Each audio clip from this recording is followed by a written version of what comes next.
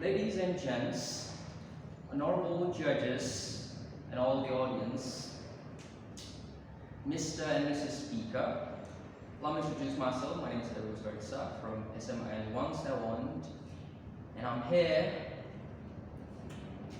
from the position team.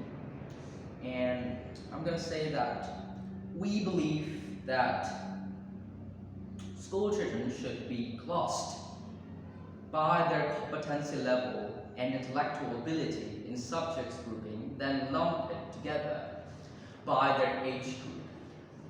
So, let me explain the problem. The problem is that intellectual disparity and competency gap are too distant. And then the fast learning students versus slow learning students, they are not capable to be together in class. Third one is the charge in changing paradigm on schools for children. Our goals are simple. It's that we, as students, we believe that students should be treated, should be classed well by their intellectual group and competency goal without looking their age.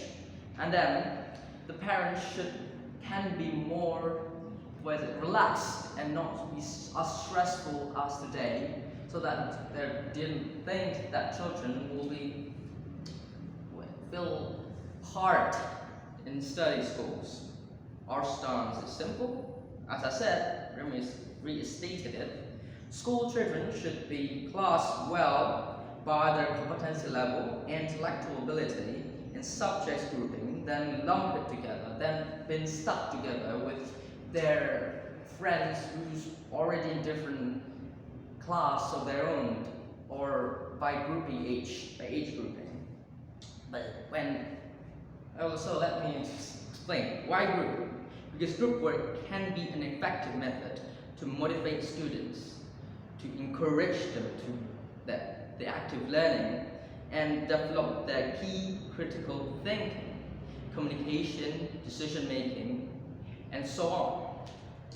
Once they're grouped without looking from their competence and intellectual by their age, at their current level, they'll be stuck there all the time, and the gap between achievements and level becomes exaggerated along the time. So, why bother to abolish it? We believe that students need more freedom. They need to be grouped by their competence level, the same competence level. If they're not, they'll be feeling stressed. They'll be feeling exaggerated by their friends, because teachers only teachers who's already in class or is already in advanced. The same says as who's already different types of teacher.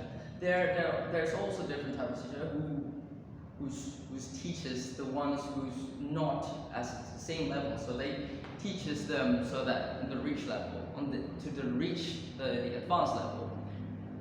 The backlash, the negative is that teachers who's overly focusing on the ones who haven't able to do it.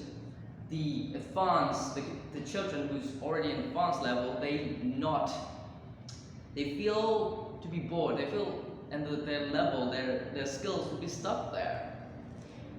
It's the same as the Kakao. Like in our school, we have Kakao level. There is a class who's filled with only an athlete students.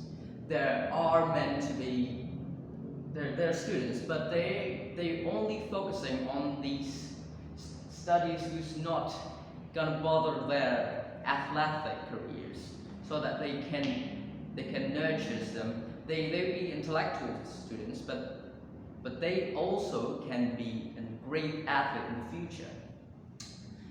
As a sample, the next one, what I want to say is about primary and middle school.